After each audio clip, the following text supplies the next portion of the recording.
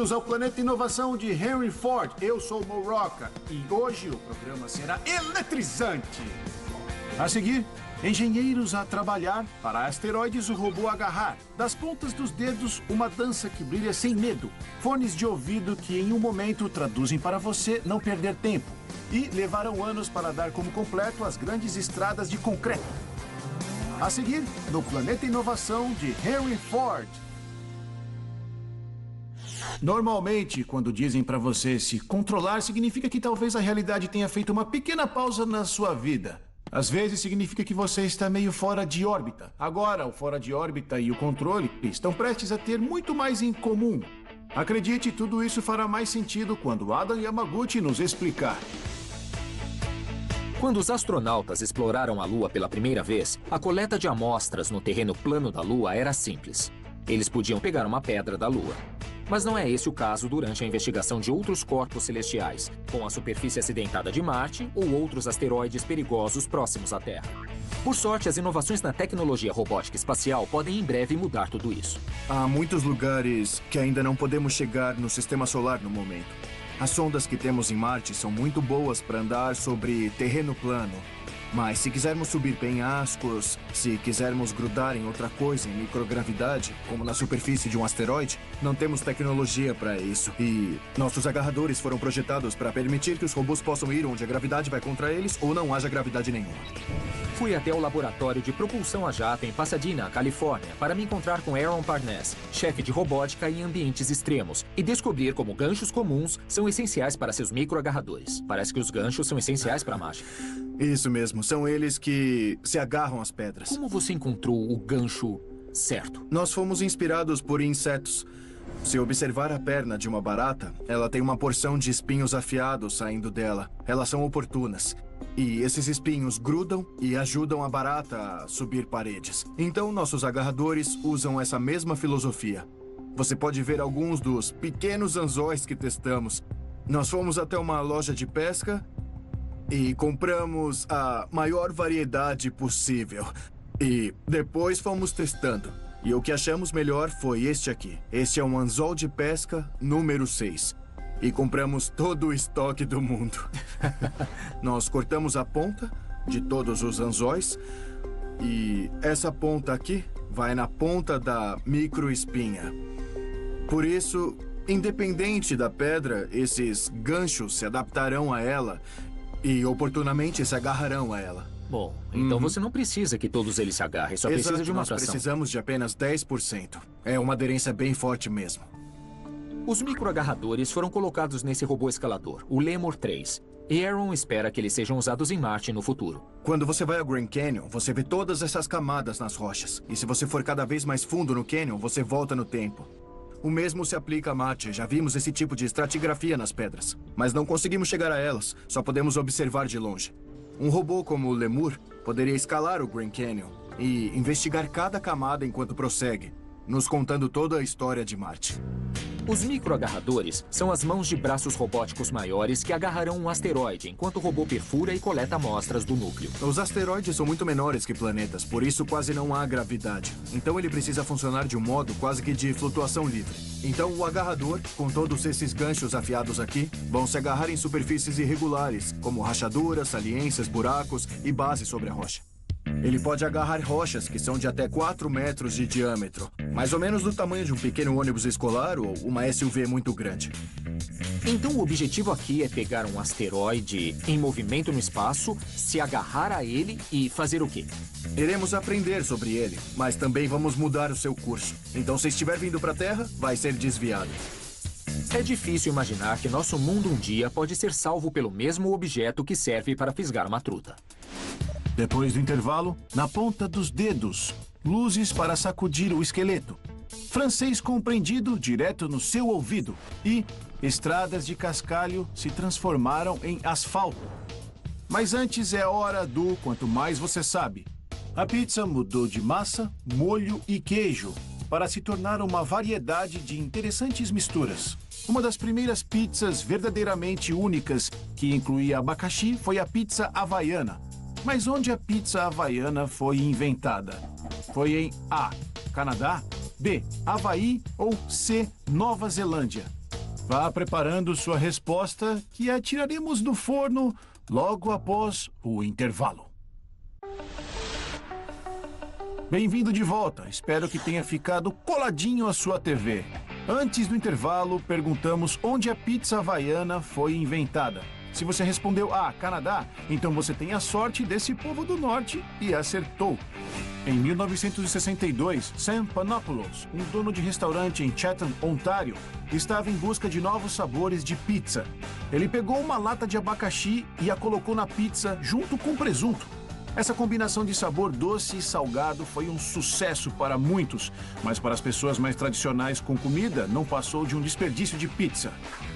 Mas não teve problema, porque Sam conseguiu trazer os sabores das ilhas do Havaí ao Canadá e além.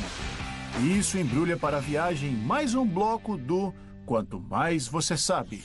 Falar com as mãos é comum desde que os homens e mulheres da caverna aprenderam a apontar. Imagino que deva ter começado com o que é aquela bola de fogo ali. Ou, não olhe para mim, foi ele. Agora veremos um inovador que vai nos contar uma história esclarecedora com suas mãos, criando arte digital com dedos fluorescentes. Aí vem Ali Ward para explicar. A autoexpressão pode ser feita de diversas formas. Para o empreendedor Brian Lin, é a arte do gloving. Este é um novo estilo de dança super legal, onde você coloca luzes de LED nos dedos cobertos por luvas com possibilidades ilimitadas. Você basicamente dança ao ritmo da música com as mãos. Eu fui até Anaheim, na Califórnia, para me encontrar com o Brian e aprender a colocar minhas mãos para dançar. E aí? Bem-vinda! Obrigada!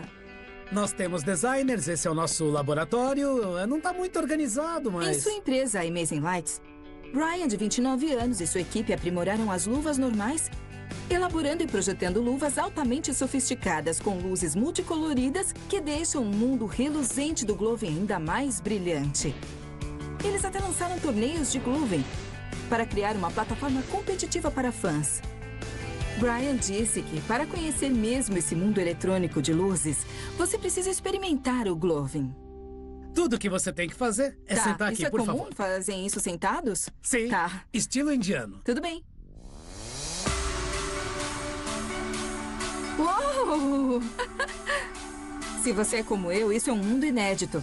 O Brian disse que o gloving está há uns 10 anos nas pistas da EDM ou música eletrônica. Uau! Assim eu vou começar a curtir raves. Muito antes disso, Brian já havia adotado uma incansável ética de trabalho. Meus pais imigraram da China para fugir do comunismo. E éramos uma família de umas 15 pessoas em uma casa muito, muito pequena. Eles usaram todas as economias para abrir uma loja de donuts. Meu pai trabalhava literalmente 18 horas por dia e dormia em sacos de farinha. Era uma vida muito difícil para eles. Eles estavam sempre se esforçando e isso me inspirou a trabalhar duro. Brian foi apresentado ao gloving por sua namorada, que agora é esposa. Os primeiros produtos de gloving que saíram eram chaveiros de microluzes. O maior problema é que eles eram grandes demais. Então, eles desenvolveram uma versão menor e mais ágil. A mudança de cores é baseada no movimento? Ah, sim. O LED é programado para ligar e desligar. A tecnologia dos smartphones então serviu para abrir mais portas para a imaginação, dando início a um recurso de programar as luzes através de um aplicativo, gerando uma diversidade de possibilidades estonteantes. É possível fazer milhares de customizações diferentes. Dá para programar qualquer cor que você quiser. Os clientes te ligam perguntando no meio de uma festa assim: olha, eu quero dançar agora. E como é que eu mudo de roxo pro meu mindinho rapidinho? Ah, com certeza. Se vocês acham que é fácil, eu vou mostrar para vocês que não é. O Brian me mostrou alguns movimentos básicos do gloving, como a pilha. Agora pega a mão esquerda e coloca por cima. Assim? Pega a mão direita e coloca por cima. E vai empilhando. Agora mexe pra cima e pra baixo. Dançando com os dedos. Agora abaixa este. Tá. E eles fazem uma caixinha. E então você pode apertar seus dedos juntos. E então, bom, outra caixa. E abro os dedos. 2, 3, 4, 5, 6, 7, 8. É como fazer uma onda. É basicamente uma onda. Olha, eu não tô brincando quando eu digo que meus pulsos doem. Eu não sabia que as minhas mãos estavam tão fora de forma. Eu quis pôr em prática todos os movimentos e ver no que dava. E é isso. O básico de Gloven. Tcharam! Virei profissional. Depois do intervalo, os fones que traduzem o que as outras línguas reproduzem. E a ordem foi dada para construir as estradas. Mas agora é hora de mais um Quanto Mais Você Sabe. O sol é um dos nossos melhores amigos e piores inimigos. Óculos escuros normalmente ajudam a reduzir o risco de raios perigosos. O brilho do nosso astro mais próximo pode machucar nossa vista. Uma das marcas de óculos mais conhecida é o Ray-Ban. Mas como ganharam esse nome? Foi A, porque ela bane os raios do sol. B, porque o sobrenome dos designers eram Raymond e Bandeira. Ou C, porque parecia legal. Foque nas alternativas, porque iremos banir as respostas erradas após o intervalo.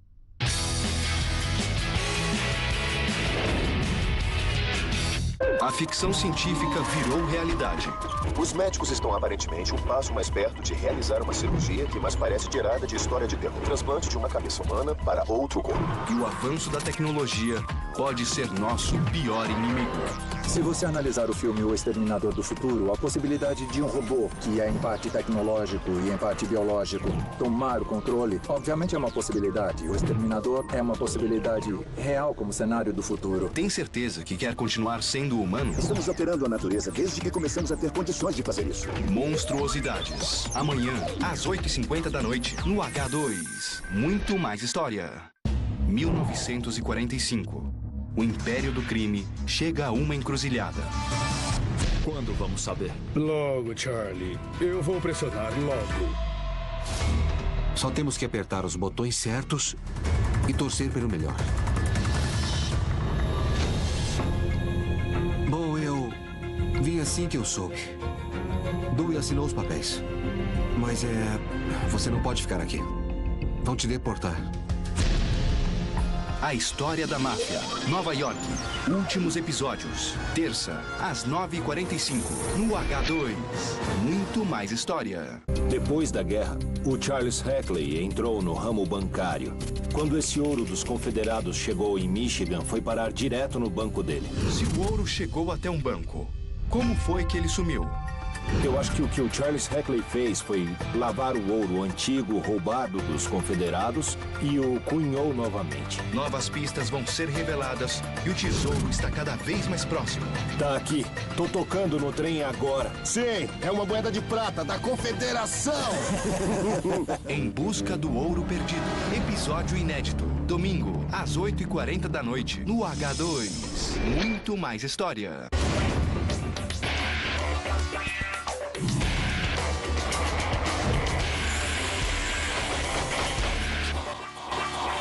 Um verdadeiro líder nunca deixa seu exército para trás. O rei estava no comando. Ele era o comandante em chefe do exército. Ele assume suas responsabilidades. O primeiro na batalha. E na linha de frente, valia mais que 1000 guerreiros.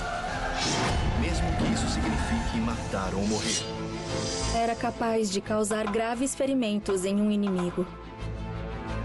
Descubra os segredos de todas as suas vitórias. Assassinos Lendários. 2 episódios seguidos. Terça, às 10h40 da noite, no H2.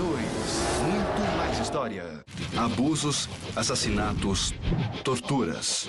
Tudo isso era permitido no governo de Calígula. Ele foi o primeiro imperador megalomaníaco. Com ele, Roma viveu sua época mais sombria. Agora ele tem as rédeas do Império, pode fazer o que quiser. A sede de sangue era uma maneira de chocar. Especial Calígula, 1400 dias de terror. Segunda, às 8h50 da noite, no H2. Muito mais história.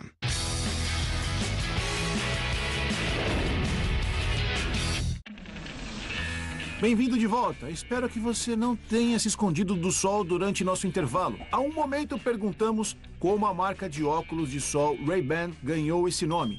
Se você respondeu A, porque ele bane os raios do sol, você está com uma ótima vista e está correto.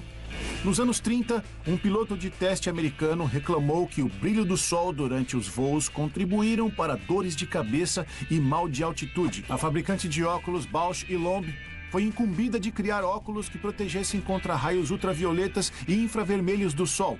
Esses óculos se tornaram populares no exército. A população veio a conhecê-lo quando as fotos do general Douglas MacArthur, usando os óculos modelo aviador, pousou nas praias das Filipinas, foram publicadas. E isso guarda na caixinha mais um bloco do Quanto Mais Você Sabe. Minha mãe é da Colômbia. Então, quando criança, é claro, eu aprendi a falar espanhol. E assim eu sabia o que ela dizia quando gritava comigo. O meu pai era ítalo-americano, então os gestos com as mãos também foram parte importante da minha criação. Eu os entendia na mesma hora. Um grupo de inovadores do Reino Unido está trabalhando para que você não se perca em outro idioma, colocando o que é traduzido para dentro do seu ouvido.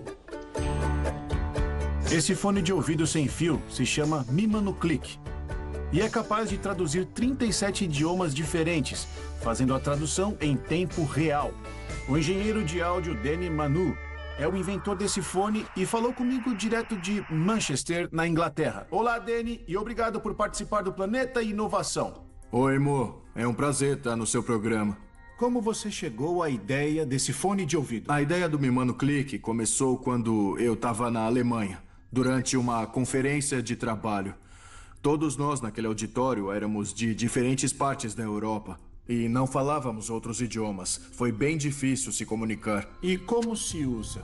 Bom, se você, por exemplo, tiver que encontrar com uma pessoa que não fala o seu idioma, é muito simples. Tudo o que tem que fazer é simplesmente pedir para que a pessoa use seu smartphone como alto-falante. O idioma será traduzido no seu ouvido. E assim que a conversa acabar, o aplicativo de tradução envia uma transcrição da sua conversa. Como ele traduz tantos idiomas diferentes em tempo real? Usamos tecnologia de texto para fala e tecnologia de aprendizagem automática. Então o sistema precisa identificar uma palavra ou frase, então ele faz a tradução simultânea. Os fones também podem ser usados para ligações normais e para avisá-los sobre o recebimento de mensagens. Danny, obrigado pela sua participação. Obrigado, Mo. Depois do intervalo, estradas de terra foram atacadas para serem asfaltadas. Isso e o vocabulário a seguir.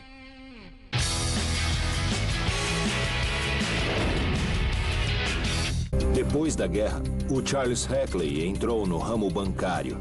Quando esse ouro dos confederados chegou em Michigan, foi parar direto no banco dele. Se o ouro chegou até um banco, como foi que ele sumiu? Eu acho que o que o Charles Hackley fez foi lavar o ouro antigo roubado dos confederados e o cunhou novamente. Novas pistas vão ser reveladas e o tesouro está cada vez mais próximo. Tá aqui. Tô tocando no trem agora. Sim, é uma moeda de prata da Confederação. Em busca do ouro perdido. Episódio inédito. Domingo, às 8h40 da noite, no H2. Muito mais história. Eles eternizaram grandes histórias. Eles imortalizaram atores e atrizes. Eles serviram de inspiração para milhares de novos cineastas. E ficaram para sempre na história do cinema. Chegou a coleção Folha Grandes Diretores no Cinema. São 30 filmes de Hitchcock, Truffaut, Fellini e muitos outros em livros DVDs por apenas R$19,90 cada. Na compra do primeiro, grátis o segundo. Todo domingo nas bancas. Colecione. 1945. O Império do Crime chega a uma encruzilhada. Quando vamos saber? Logo, Charlie. Eu vou pressionar logo. Só temos que apertar os botões certos e torcer pelo melhor. Bom, eu vim assim que eu soube. Dewey assinou os papéis. Mas você não pode ficar aqui. Vão te deportar. A História da Máfia, Nova York. Últimos episódios. Terça, às 9h45, no H2. Muito mais história. A ficção científica virou realidade. Os médicos estão aparentemente um passo mais perto de realizar uma cirurgia que mais parece tirada de história de terror. Transplante de uma cabeça humana para outro corpo. E o avanço da tecnologia pode ser nosso pior inimigo. Se você analisar o filme O Exterminador do Futuro, a possibilidade de um robô que é em parte tecnológico e em parte empate biológico, tomar o controle, obviamente é uma possibilidade. O Exterminador é uma possibilidade real como cenário do futuro. Tem certeza que quer continuar sendo humano? Estamos alterando a natureza desde que começamos a ter condições de fazer isso. Monstruosidades. Amanhã, às 8h50 da noite, no H2. Muito mais história. Abusos, assassinatos, torturas. Tudo isso era permitido no governo de Calígula. Ele foi o primeiro imperador megalomaníaco. Com ele, Roma viveu sua época mais sombria. Agora ele tem as rédeas do Império, pode fazer o que quiser. A sede de sangue era uma maneira de chocar. Especial Calígula, 1400 Dias de Terror. Segunda, às 8h50 da noite, no H2. Muito mais história. Depois da guerra, o Charles Hackley entrou no ramo bancário. Quando esse ouro dos confederados chegou em Michigan, foi parar direto no banco dele. Se o ouro chegou até um banco, como foi que ele sumiu? Eu acho que o que o Charles Hackley fez foi lavar o ouro antigo roubado dos confederados e o cunhou novamente. Novas pistas vão ser reveladas e o tesouro está cada vez mais próximo. Tá aqui. Tô tocando no trem agora. Sim, é uma moeda de prata da Confederação.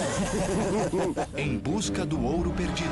Episódio inédito. Domingo, às 8h40 da noite, no H2. Muito mais história. Um verdadeiro líder nunca deixa seu exército para trás. O rei estava no comando. Ele era o comandante em chefe do exército. Ele assume suas responsabilidades. O primeiro na batalha. E na linha de frente, valia mais que 1000 guerreiros. Mesmo que isso signifique matar ou morrer. Era capaz de causar graves ferimentos em um inimigo. Descubra os segredos de todas as suas vitórias. Assassinos Lendários. 2 episódios seguidos. Terça, às 10h40 da noite, no H2. Muito mais história.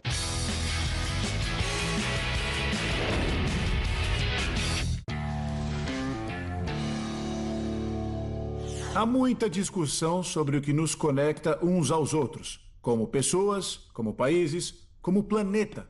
Alguns dizem que são nossas crenças incomuns ou a inerente gentileza da humanidade e blá, blá, blá, blá.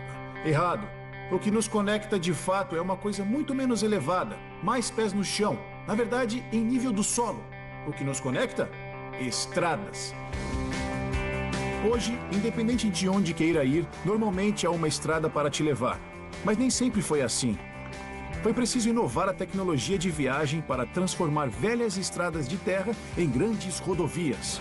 Matt Anderson, do Museu Americano de Inovação Henry Ford, explicou como os Estados Unidos pavimentaram e mapearam quase 4.200.000 quilômetros de estradas. Como eram as estradas em que os primeiros automóveis andavam.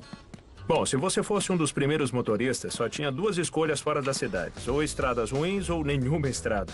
Havia poucas estradas fora das principais cidades e as que existiam eram só de terra. Como eram as estradas ruins? Elas eram terríveis, até no melhor tempo. Eram esburacadas com pedras e depois de chover se tornavam quase um lamaçal intransponível. Quando as estradas de terra melhores e as estradas pavimentadas apareceram? As primeiras estradas melhoradas são de aproximadamente 1820, com a Estrada Nacional, que foi o primeiro passo do governo para a construção de estradas. Mas, claro, isso tudo foi deixado de lado quando as estradas de ferro apareceram. Somente após a aparição e a febre das bicicletas de 1890 que retomaram o foco nas estradas. Como os materiais dessas primeiras estradas foram mudando? Elas foram ficando mais sofisticadas. Nós passamos de blocos de madeira áspera, paralelepípedos, tijolos, para o concreto mais suave que conhecemos hoje. A tecnologia dos carros e a tecnologia das estradas se desenvolveram em conjunto? Sim, com certeza uma afetou a outra. À medida que as estradas melhoravam, os carros começaram a se aproximar mais do solo e os pneus ficaram mais largos. Estão muito ligados. E aí o novo sistema rodoviário se desenvolveu? Sim, começamos a construir uma rede mais ampla de estradas. Podemos ver a nova superfície ali. Tá. E posso perguntar qual é a sua superfície preferida? Há poucas coisas que dão tanto prazer quanto dirigir numa estrada de cascalho, deixando para trás uma nuvem de poeira. Sabe, eu gosto do asfalto. Ele é tão liso que você quase não ouve nada. São com essas estradas que estou acostumado. Isso é uma coisa que reconhecemos como modernas. E esses são os tipos de superfícies de estrada que você veria em 1921, quando o governo federal havia imposto o primeiro sistema numerado de rodovias nacionais. A primeira rodovia transcontinental marcada com placas para ajudar a orientar os motoristas foi a rodovia Lincoln, construída em 1913 e que percorre mais de 4.800 quilômetros de Nova York a São Francisco. Os materiais usados para pavimentar as estradas há quase um século, como asfalto e concreto, ainda são usados nos dias de hoje. O asfalto é reciclável. Você pode quebrá-lo, derretê-lo e usá-lo novamente. Por que era tão importante para o presidente Eisenhower fazer um sistema de rodovias interestaduais? Eisenhower era um veterano do exército americano e por isso ele estava disposto a melhorar as rodovias dos Estados Unidos. Ele também viu um valor de defesa nessas estradas. Elas podiam transportar equipamentos militares em tempos de crise e também para evacuar cidades. Caramba, então foi uma medida de segurança nacional. Com certeza. Elas são nosso sistema nacional de estradas interestaduais e de defesa. Ele ficaria muito triste em ver as condições de algumas interestaduais hoje. Ele ficaria um pouco frustrado com o trânsito. Exato. Temos que evacuar. Desculpa, engarrafamento de 3 quilômetros da rodovia. Dá pra falar muito sobre essas estradas. Com certeza. Nós só falamos por cima. Após o intervalo, nenhuma palavra se perde. Até para quem não é nerd. Hollywood vem a seguir com o vocabulário. Bem-vindo de volta! Tá, eu sei o que você está pensando. Puxa, esse trabalho é uma festa. Ficar o dia todo pesquisando em dicionários, isso é o maior bico. Eu não explico apenas uma palavra usada no programa, mas sim, eu explico 2. E eu chamo isso de o trabalho dos sonhos. Eu também chamo de vocabulário. E na minha história sobre o Gloven, uma forma manual de dançar, foi dito isso. Elaborando e projetando luvas altamente sofisticadas, com luzes multicoloridas que deixam o mundo reluzente do Gloven ainda mais brilhante. Reluzente é um adjetivo, que significa que reluz ou brilha, especialmente no escuro, que emite brilho. Então, se você quiser encontrar o seu ritmo ou superar o seu medo do escuro, bom, o Gloven pode te dar uma mão em ambos. E na história do Adam sobre o robô agarrador Lemur, foi dito isso. Quando você vai ao Grand Canyon, você vê todas essas camadas nas rochas. O mesmo se aplica a Marte. Já vimos esse tipo de estratigrafia nas pedras. Estratigrafia é um substantivo e significa a estrutura de múltiplas camadas de uma rocha, principalmente estratos de rochas sedimentares. Agora, se a estratigrafia de outros planetas forem estranhamente reluzentes, bom, eu acho que essas pedras são muito pesadas e brilhantes. E esse foi o vocabulário do dia. E eu sou Hollywood. Muito obrigado por nos assistir hoje. Lembre-se, se um dia quiser estar no Planeta Inovação de Henry Ford, precisa sonhar alto e não desistir. Eu sou Mo Rock.